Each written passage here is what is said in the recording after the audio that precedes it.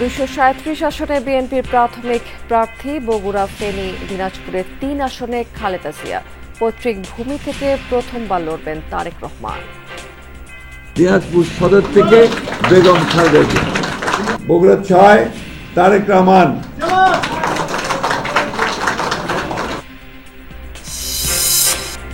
জানা গেল এনসিপির কয়েকটি আসনে প্রার্থীদের নাম। নাহিদ ইসলাম লড়বেন ঢাকা 11 থেকে 300 আসনে প্রার্থী দেওয়ার প্রস্তুতি নিচ্ছে দল, জানিয়েছেন সার্জিস আলম। এক সপ্তাহের মধ্যে দলগুলোকে সংস্কার এবং গণভোটে ঐক্যের আহ্বান প্রধান উপদেষ্টার, অন্যথায় অন্তর্বর্তী সরকারই নেবে সিদ্ধান্ত। সম্ভব হলে আগামী এক সপ্তাহের মধ্যে সরকারকে ঐক্যবদ্ধ দিক নির্দেশনা প্রদান করার আহ্বান জানানো হয়। অন্যরা চাইলে আলোচনায় বসতে রাজি জামায়াত। পিআর সহ 5 দফা দাবিতে সমমনাদের নিয়ে নতুন কর্মসূচি ঘোষণা। মেন স্টেক হোল্ডার মৌলিকভাবে যে সমস্ত দল আছেন তারা এই আহ্বানকে কীভাবে সাড়া দেয়, তাহলে আমরা সকলেই বসতে কোনো আপত্তি নেই, এবং বসলেই আমি আশা করি যে একটা রাস্তা বেরিয়ে আসবে ইনশাল্লাহ।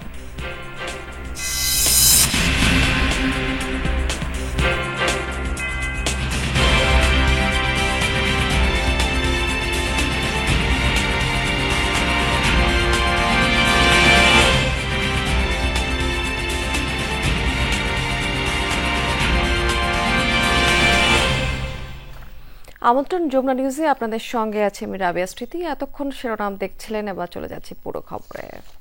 আসন্ন ত্রয়োদশ জাতীয় সংসদ নির্বাচনকে সামনে রেখে 237টি আসনে দলীয় প্রার্থীদের প্রাথমিক তালিকা প্রকাশ করেছে বিএনপি, যেখানে দিনাজপুর 3, বগুড়া 7 এবং ফেনী 1 আসনে নির্বাচন করবেন দলের চেয়ারপারসন বেগম খালেদা জিয়া। এছাড়া বগুড়া 6 আসন থেকে ক্যারিয়ারের প্রথম নির্বাচন করবেন বিএনপির ভারপ্রাপ্ত চেয়ারম্যান তারেক রহমান। বাকি 63 আসনে শরিকদের সাথে বোঝাপড়া এবং দলীয় কোন্দল নিরসন করে পরে বিএনপির সমর্থিত বা মনোনীত প্রার্থীদের তালিকা ঘোষণা করা হবে। দুপুর 12টায় দলের স্থায়ী কমিটির সদস্যরা বৈঠকে বসেন চেয়ারপারসনের গুলশান কার্যালয়। লন্ডন থেকে ভার্চুয়ালি বৈঠকে যোগ দেন ভারপ্রাপ্ত চেয়ারম্যান তারেক রহমান ও স্থায়ী কমিটির সদস্য সালাউদ্দিন আহমদ। সেই বৈঠক চলে 5.5 ঘণ্টা। তার মাঝে দুপুর 3টায় গুলশান কার্যালয়ে ডাকা হয় দলের সাংগঠনিক ও সহসাংগঠনিক সম্পাদকদের। গুঞ্জন ওঠে আজই দলের বেশিরভাগ আসনের ধানের শীষের প্রার্থীর নাম ঘোষণা দিবে বিএনপি। 5:30টায় তাদের নিয়ে সংবাদ সম্মেলনে হাজির হন বিএনপির মহাসচিব। বক্তব্যের শুরুতেই জানান, তফসিলের আগ পর্যন্ত পরিবর্তন পরিমার্জনের সুবিধা রেখেই প্রাথমিকভাবে 237 আসনে দলের প্রার্থী চূড়ান্ত করেছেন তারা। এটাকেই ধরে নিতে হবে যে আমাদের সবচেয়ে অ্যাপ্রোপ্রিয়েট প্রার্থী তালিকা। এর মধ্যেও কিন্তু পরিবর্তন হতে পারে। আপনার বিশেষ করে আমাদের যুগপৎ আন্দোলনে যারা শরিক দলগুলো আছেন তাদের সঙ্গে আলোচনার ভিত্তিতে আমরা এই পরিবর্তনগুলো আনতে পারি, অথবা যদি স্ট্যান্ডিং কমিটি মনে করে, পার্লামেন্টারি বোর্ড মনে করে যে তারা কোনো আসনে পরিবর্তন আনবেন, সেটা নিঃসন্দেহে যে নিয়মগুলো আছে সেই নিয়মগুলো মেনে আমরা সেইভাবে আমরা পরিবর্তন নিয়ে আসবো। এরপর একে একে ঘোষণা করেন বিএনপির দলীয় প্রার্থীর নাম। চমক ছিল বাবার বাড়ি, জন্মস্থান, শ্বশুরবাড়ির জেলার 3 আসনে খালেদা জিয়ার প্রার্থী হওয়ার ঘোষণা। জন্মস্থান বগুড়া 6 প্রথমবারের মতো নির্বাচন করবেন তারেক রহমান। বগুড়া 6 তারেক রহমান। বগুড়া 6, বগুড়া 7 বেগম খালেদা জিয়া। বিএনপি মহাসচিব মির্জা ফখরুল ইসলাম আলমগীর নির্বাচন করবেন ঠাকুরগাঁও 1 স্থায়ী কমিটির সদস্য খন্দকার মোশাররফ হোসেন, কুমিল্লা 1 মির্জা আব্বাস, ঢাকা 8 সালাউদ্দিন আহমদ, কক্সবাজার 1 গয়েশচন্দ্র রায়, ঢাকা 3 ইকবাল হাসান মাহমুদ টুকু, সিরাজগঞ্জ 2 হাফিজউদ্দিন আহমদ, ভোলা 3 ডাক্তার জাহিদ হোসেন, দিনাজপুর 6 আমির খুসরো মাহমুদ চৌধুরী, চট্টগ্রাম 10 আব্দুল মঈন খান, নরসিংদী 2। তবে ভোট করছেন না সেলিমা রহমান, নজরুল ইসলাম খান, রফিকুল ইসলাম মিয়া। ঠাকুরগাঁও 1 আমি নিজে মির্জা ফখরুল ইসলাম আলমগীর, কক্সবাজার 1 সালাউদ্দিন আহমেদ। খালেদা জিয়া ছাড়াও সরাসরি ধানের শীষের টিকিট পেয়েছেন 9 জন নারী নেত্রী। দলীয় মনোনয়ন পেয়েছেন এক ঝাঁক সাবেক ছাত্রদল নেতা। তালিকায় আছেন স্বেচ্ছাসেবক দলের সভাপতি, সাধারণ সম্পাদক, কৃষক দলের সভাপতি, সাধারণ সম্পাদক, যুবদল সাধারণ সম্পাদক। ভোলা 4 মোহাম্মদ নুরুল ইসলাম নয়ন, গোপালগঞ্জ 3 SM জিলানি, চাঁদপুর 1 আনম এহসানুল হক মিলন, ঢাকা 14 সঞ্জিদা ইসলাম তুলি, ঢাকা 15 শফিকুল ইসলাম খান, ঢাকা 16 আমিনুল হক। ঢাকা জেলার 7টি আসন ফাঁকা রেখেছে বিএনপি। ঘোষণা হয়নি বাগেরহাটের কোনো আসনের প্রার্থী। ঘোষণা না হওয়া বাকি আসনে মিত্রদের জন্য ছাড় দিতে পারে বিএনপি। তবে ঘোষিত তালিকা থেকেও কয়েক জায়গায় পরিবর্তনের আভাস দিয়েছেন বিএনপি নেতারা। যদিও মিত্রদের জন্য সর্বোচ্চ 40টি আসন ছাড় দিতে চায় বিএনপি। দীর্ঘ অপেক্ষা আর নানান সমীকরণের পর অবশেষে 300 আসনের আংশিক ধানের শীষের প্রার্থীর নাম ঘোষণা করেছে বিএনপি, যেখানে গুরুত্ব দেওয়া হয়েছে তরুণ নেতার পাশাপাশি দলের অভিজ্ঞ সাবেক সংসদ সদস্যদের। তবে ভোটের মাঠে জামায়াত বা তাদের জোটের চাইতে সবচেয়ে বড় চ্যালেঞ্জ হয়ে দাঁড়াবে ধানের শীষের প্রার্থীদের জন্য দলের মনোনয়ন বঞ্চিত নেতাদের সক্রিয় করা। আরফিন শাকিল, যমুনা নিউজ, ঢাকা। আসন্ন ত্রয়োদশ জাতীয় সংসদ নির্বাচনকে সামনে রেখে কয়েকটি আসনে এনসিপির প্রাথমিক প্রার্থী তালিকা জানা গেছে। জুলাই আন্দোলনে শেখ হাসিনা সরকারের পতনের পর ছাত্র নেতাদের নিয়ে গঠিত হয় এনসিপি। দলের আহ্বায়ক নাহিদ ইসলাম ঢাকা 11 আসনে প্রতিদ্বন্দ্বিতা করবেন। রংপুর 4 আসনে আখতার হোসেন এবং কুমিল্লা 4 থেকে শাপলাকলি প্রতীকে লড়বেন হাসনাত আবদুল্লাহ। এছাড়াও পঞ্চগড় 1 আসনে সার্জিস আলম, ঢাকা 18 থেকে নাসির উদ্দিন পাটোয়ারি, ঢাকা 9 থেকে তাসনিম জারা, নরসিংদী 2 থেকে সারোয়ার তুষার, নোয়াখালী 6 থেকে আব্দুল হান্নান মাসুদ, ঢাকা 14 থেকে আরিফুল ইসলাম আদিবে, সিরাজগঞ্জ 6 থেকে SM সাইফ মোস্তাফিজ, কুড়িগ্রাম 2 আসন থেকে ডক্টর আতিকুর রহমানের নাম জানা গেছে। 300 আসনে প্রার্থী দেওয়ার কথা জানিয়েছে এনসিপি।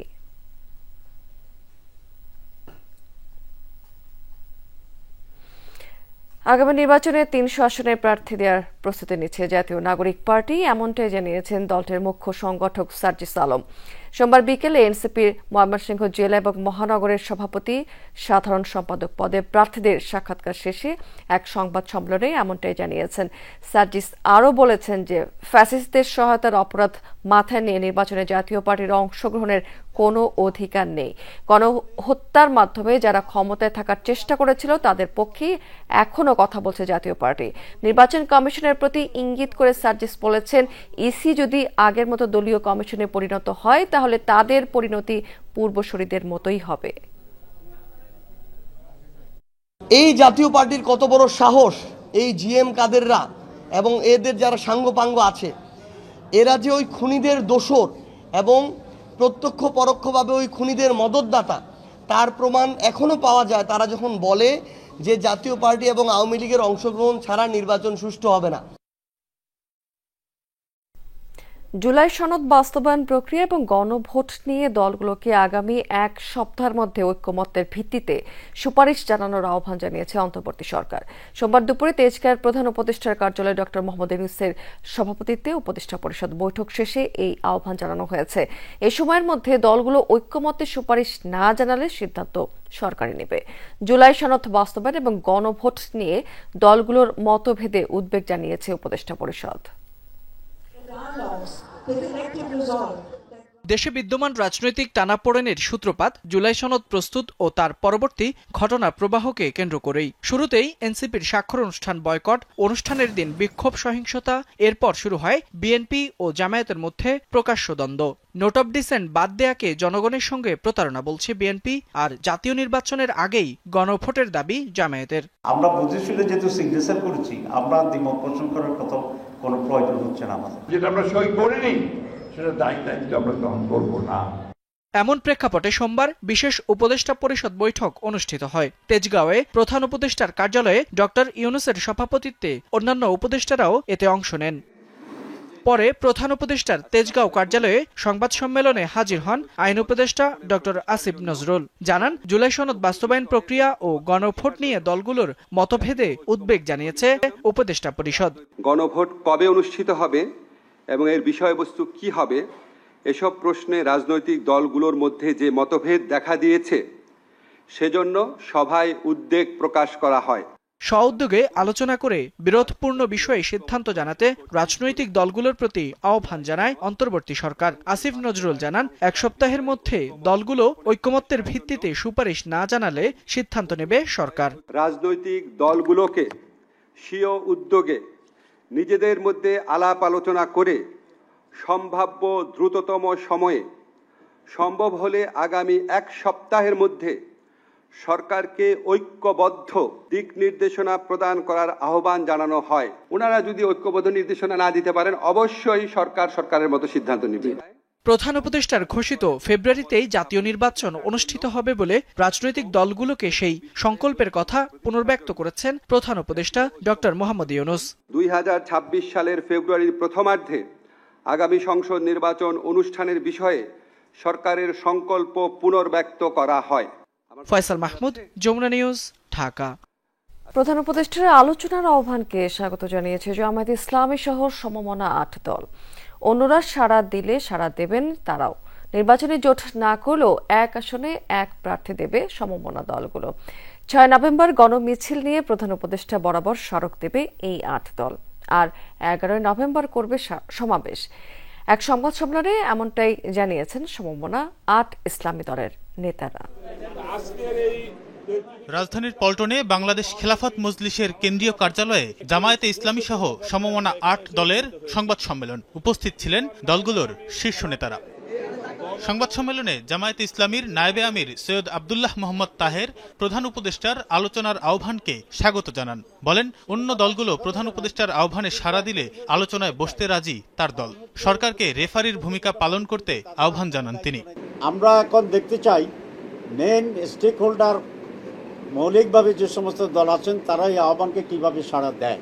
তো তারাও যদি একইভাবে আমাদের মতো সাড়া দেয় তাহলে আমরা সকলেই বসতে কোনো আপত্তি নেই, এবং বসলেই আমি আশা করি যে একটা রাস্তা বেরিয়ে আসবে ইনশাল্লাহ। এ সময় বাংলাদেশ খেলাফত মজলিসের আমির মামুনুল হক জুলাই সনদ বাস্তবায়ন আদেশ জারি ও জাতীয় নির্বাচনের আগে পৃথকভাবে গণভোট আয়োজনের দাবি জানান। 6 নভেম্বর গণমিছিল নিয়ে প্রধান উপদেষ্টা বরাবর স্মারক প্রদান করবে এই 8 দল। 11 নভেম্বর করবে সমাবেশ। সমমনা দেশপ্রেমিক 8টি রাজনৈতিক দল থেকে আমরা স্পষ্ট ঘোষণা করছি, অনতিবিলম্বে জুলাই সনদ বাস্তবায়নের আদেশ জারি করতে হবে। জাতীয় নির্বাচনের আগে পৃথকভাবে জুলাই সনদ বাস্তবায়নের গণভোট আয়োজন করতে হবে। এই দাবিগুলোর বিষয়ে যদি সন্তোষজনক কোনো অবস্থান গ্রহণ করা না হয়, অগ্রগতি না হয়, তাহলে সেই ক্ষেত্রে আমরা 11 নভেম্বর রাজধানীতে সমাবেশ করব। জামায়াতের নায়েবে আমির বলেন, নির্বাচনী জোট না করলেও 1 আসনে 1 প্রার্থী দেওয়ার চেষ্টা করছে সমমনা 8 দল।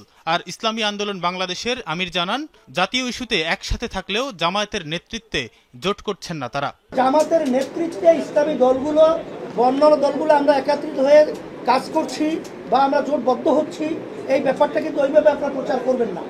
আমরা নির্বাচনী একটা সমঝোতার জন্য আমরা একাকার হয়ে কাজ করতেছি। জুলাই সনদ আইনি ভিত্তি না পেলে পরবর্তী নির্বাচন বৈধতা পাবে না। 5 দফার বিষয়ে অনড় অবস্থানে আছে 8 দল। তানফির সিদ্দিক, টিপু, যমুনা নিউজ, ঢাকা। সরকারের ভেতরের একটা অংশ নির্বাচন ভণ্ডুল করতে চাইছে বলে অভিযোগ জাতীয় নাগরিক পার্টি এনসিপির। নেতারা বলছেন যে জুলাই সনদ বাস্তবায়নের আদেশ দিতে হবে প্রধান উপদেষ্টাকেই। সোমবার সন্ধ্যায় বাংলা মোটর কার্যালয়ে সংবাদ সম্মেলনে এনসিপির সদস্য সচিব আখতার হোসেন অভিযোগ করেছেন যে সরকার জুলাই সনদ নিয়ে সাপ লুডো খেলছে। গণভোটের সময় নিয়ে বিএনপি জামায়াতকে দ্বন্দ্ব নিরসনের আহ্বান জানিয়েছেন এনসিপির মুখ্য সমন্বয়ক নাসির উদ্দিন পাটোয়ারি। জুলাই সনদ বাস্তবায়ন প্রক্রিয়া নিয়ে বিভিন্ন দল নিজেদের মতামত তুলে ধরেছেন। তবে সনদ বাস্তবায়ন প্রক্রিয়া ও গণভোট নিয়ে 7 দিনের সময়সীমা বেঁধে দিয়েছেন অন্তর্বর্তী সরকার। সম্ভব হলে আগামী 1 সপ্তাহের মধ্যে সরকারকে ঐক্যবদ্ধ দিক নির্দেশনা প্রদান করার আহ্বান জানানো হয়। এরই প্রেক্ষিতে বাংলা মোটরে অস্থায়ী কার্যালয়ে এনসিপির সংবাদ সম্মেলন। এতে নিজেদের অবস্থান তুলে ধরেন দলের নেতারা। এখনো পর্যন্ত সরকারের তরফ থেকে জুলাই সনদ বাস্তবায়নের আদেশ জারি করা হয় নাই। শুরুতেই দলের সদস্য সচিব অভিযোগ করেন নির্বাচন বানচালের চেষ্টা হচ্ছে।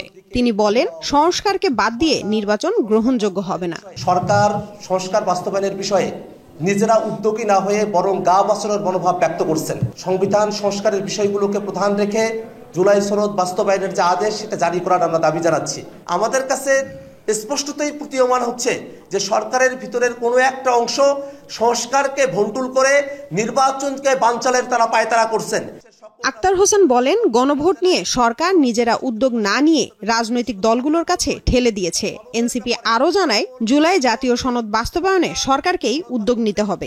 অতি দ্রুত সময়ের মধ্যে ঐক্যবদ্ধ কমিশনের সুপারিশকৃত প্রস্তাব 1 অনুযায়ী সংবিধান সংস্কারের বিষয়গুলোকে অন্তর্ভুক্ত রেখে বাংলাদেশের মানুষের গণতান্ত্রিক আকাঙ্ক্ষাকে বাস্তবায়নের জন্যই সরকারকে নিজেকেই দায়িত্ব নিয়ে জুলাই সনদ বাস্তবায়ন আদেশ জারি করতে হবে। এনসিপি নেতা নাসিরউদ্দিন পাটোয়ারি বলেন, আসনের লোভ দেখিয়ে গণতন্ত্রের পথ রুদ্ধ করা হচ্ছে। আরপিও ইস্যুতে সরকারকে পেছনের দরজা দিয়ে চাপ দেওয়ার অভিযোগও করে নাসিরউদ্দিন পাটোয়ারি। আসনের লোভ দেখিয়ে গণতন্ত্রের যে পথ সেটাকে রুদ্ধ করা হচ্ছে, সেটা আমরা দেশবাসীর কাছে আহ্বান জানাচ্ছি যে যদি কোনো বড় দল কোনো যদি ছোট দলের কাছে প্রতীক বিক্রি করে আপনারা তাদেরকে ভোট দিবেন না। এখন সরকার ভ্যাকেশনে থাকার কারণে রাজনৈতিক দলগুলো নিজেদের মধ্যে মারামারিতে ব্যস্ত হয়েছে এবং এই গণভোটের যে প্রশ্নটা এসেছে এটা বিএনপি কতটা মেজরিটি নিতে পারে আর জামাত কতটা মেজরিটি নিতে পারে, এই দ্বন্দ্বযুদ্ধ মল্লযুদ্ধটা তারা রাজপথে নিয়ে এসেছে। খালেদা জিয়াকে প্রার্থী ঘোষণায় শুভেচ্ছা জানিয়ে সংস্কার বাস্তবায়নে এগিয়ে আসতে বিএনপির প্রতি আহ্বান জানায় এনসিপি। আমাদের দল থেকে ওনাকে আমরা শুভেচ্ছা জানাচ্ছি। লামিয়া তিথি, যমুনা নিউজ, ঢাকা। বিএনপির প্রার্থী তালিকা ঘোষণা করার পর দেশের বিভিন্ন জায়গাতে আনন্দ মিছিল করেছে প্রার্থীদের সমর্থকরা। সোমবার সন্ধ্যা থেকে রাত পর্যন্ত বিভিন্ন স্থানে চলে মিষ্টি বিতরণ এবং পথসভা। তবে পছন্দের প্রার্থী মনোনীত বঞ্চিত হয় ক্ষুব্ধ হয়ে সড়ক অবরোধ করার ঘটনা ঘটেছে কিছু কিছু স্থানে। চট্টগ্রাম 4 সীতাকুণ্ড সংসদীয় আসনে বিএনপির সাবেক যুগ্ম মহাসচিব ও চেয়ারপারসনের উপদেষ্টা আসলাম চৌধুরীকে প্রার্থী মনোনীত না করায় ঢাকা চট্টগ্রাম মহাসড়কের একাধিক স্থানে ব্যারিকেড দেয় সমর্থকরা। গুরুত্বপূর্ণ এই মহাসড়কের বেশ কয়েকটি অংশে ব্যারিকেড ও টায়ারে আগুন দেওয়ার কারণে বন্ধ হয়ে যায় যান চলাচল। এ সময় বিক্ষুব্ধ নেতাকর্মীরা বেশ কিছু গাড়ি ও কয়েকটি দোকান ভাঙচুর করে। মনোনয়ন বঞ্চিত হওয়ায় মাদারীপুরের শিবচরে ঢাকা ভাঙা এক্সপ্রেসওয়ে অবরোধ করে মনোনয়ন প্রত্যাশী সাজ্জাদ হোসেন সিদ্দিকী লাবলুর কর্মী সমর্থকরা সন্ধ্যা 7:30টার দিকে উপজেলার পাঁচচরে সড়কে টায়ার জ্বালিয়ে অবরোধ করে তারা। এতে রাজধানী ঢাকার সাথে দক্ষিণাঞ্চলের 21 জেলার যান চলাচল বন্ধ হয়ে যায়। সাতক্ষীরা 3 আসনে বিএনপির মনোনয়ন প্রার্থী কাজী আলাউদ্দিনের নাম ঘোষণার পর কালীগঞ্জ ও নলতায় বিক্ষোভ সমাবেশ হয়। এ সময় সাতক্ষীরা 3 আসনে বিএনপি নির্বাহী কমিটির সদস্য ডক্টর শহীদুল আলমকে প্রার্থী করার দাবি জানান তারা। এদিকে সাতক্ষীরা 2 আসনে আব্দুর রউফকে মনোনয়ন দেয় বিক্ষোভ করেছে আব্দুল আলিম সমর্থকরা। মাগুরায় মনোনয়নকে কেন্দ্র করে দুপক্ষের মধ্যে সংঘর্ষ হয়েছে। এ সময় আহত হয়েছেন অন্তত 4 জন। সন্ধ্যায় নোয়াহাটা ইউনিয়নের মোবারকপুর এলাকায় এই ঘটনা হয়। স্থানীয়রা জানায়, মাগুরা 2 আসনে মনোনয়ন পায় বিএনপির ভাইস চেয়ারম্যান নিতাই রায় চৌধুরী। এ নিয়ে তার সমর্থকদের সাথে বাকবিতণ্ডা হয় ঢাকা দক্ষিণ যুবদলের সদস্য সচিব রবিউল ইসলাম নয়নের সমর্থকদের। এক পর্যায়ে সংঘর্ষ জড়ায় দুপক্ষ। পরে পুলিশ পরিস্থিতি নিয়ন্ত্রণে আনে। কুষ্টিয়া 3 আসনে জেলা বিএনপির সাবেক সাধারণ সম্পাদক অধ্যক্ষ সোহরাব উদ্দিনকে মনোনয়ন না দেওয়ার প্রতিবাদে বিক্ষোভ করেছে তার সমর্থকরা। রাতে মজমপুর এলাকায় জড়ো হয়ে বিক্ষোভ করেন তারা। এ সময় বন্ধ হয়ে যায় কুষ্টিয়া ঈশ্বরদী কুষ্টিয়া ঝিনাইদহ সড়কে যান চলাচল। পরে রাত 10টার দিকে সড়ক থেকে সরে গেলে যান চলাচল স্বাভাবিক হয়। দিনাজপুর 6 আসনে বিএনপির স্থায়ী কমিটির সদস্য ডাক্তার AZM জাহিদ হোসেনের মনোনয়ন পাওয়ার খবরে আনন্দ মিছিল করেছে তার সমর্থকরা। মিছিলটি হিলি স্থলবন্দরের প্রধান সড়ক প্রদক্ষিণ করে হিলি বাজারে গিয়ে শেষ হয়। পটুয়াখালী 1 আসনে অবসরপ্রাপ্ত air vice marshal Altaf Hossain Chowdhury বিএনপির মনোনয়ন পাওয়ায় মিছিল করেছে সমর্থকরা। ঢোল পিটিয়ে আনন্দ মিছিলে যোগ দেন তারা। রাজবাড়ী 1 আসনে সাবেক এমপি বিএনপির জাতীয় নির্বাহী কমিটির সদস্য আলী নওয়াজ মোহাম্মদ খৈয়মকে প্রার্থী ঘোষণা করায় আনন্দ মিছিল করেছে বিএনপি নেতাকর্মীরা। গোপালগঞ্জ 1 আসনে বিএনপির সহ সাংগঠনিক সম্পাদক সেলিমুজ্জামান সেলিমকে মনোনয়ন দেওয়া হয়েছে আনন্দ মিছিল। এছাড়া গোপালগঞ্জ 2 আসনে ডাক্তার AKM বাবর এবং গোপালগঞ্জ 3 আসনে মনোনয়ন পেয়েছেন কেন্দ্রীয় স্বেচ্ছাসেবক দলের সভাপতি SM জিলানী। নারায়ণগঞ্জ 1 আসন থেকে দলের জাতীয় নির্বাহী কমিটির সদস্য মুস্তাফিজুর রহমান ভুইয়া দীপুকে দলীয় প্রার্থী ঘোষণার পর আনন্দ মিছিল করেছে উপজেলা বিএনপি। রাহিম সারোয়ার, যমুনা নিউজ। সেনাবাহিনীর অভিযানে রূপগঞ্জ থেকে আটক করা হয়েছে মাদক এবং অস্ত্র ব্যবসায়ী রবিন মিয়াকে। সোমবার এক ব্রিফিংয়ে সেনাবাহিনীর পক্ষ থেকে জানানো হয়েছে যে সোমবার মধ্যরাতে গোপন সংবাদের ভিত্তিতে অভিযান পরিচালনা করে পূর্বাঞ্চল আর্মি ক্যাম্পের একটি চৌকস দল। পরবর্তীতে রবিন মিয়ার দেয়া তথ্যের ভিত্তিতে একটি বিদেশি পিস্তল, একটি অত্যাধুনিক রিভলভার, একটি 2 নলা বন্দুক, 2 রাউন্ড পিস্তলের গুলি, দেশীয় ধারালো অস্ত্র উদ্ধার করে সেনাবাহিনী। এছাড়াও বিপুল পরিমাণ মাদকদ্রব্য উদ্ধার করা হয়েছে। সেখান থেকে দেশের সার্বিক নিরাপত্তা নিশ্চিত এবং আইন শৃঙ্খলা পরিস্থিতি স্বাভাবিক রাখতে এই ধরনের অভিযান অব্যাহত থাকবে বলে জানিয়েছে সেনাবাহিনী। দর্শক, এই ছিল যমুনা নিউজের এখনকার আয়োজনে। এতক্ষণ সঙ্গে থাকার জন্য ধন্যবাদ আপনাদের সবাইকে।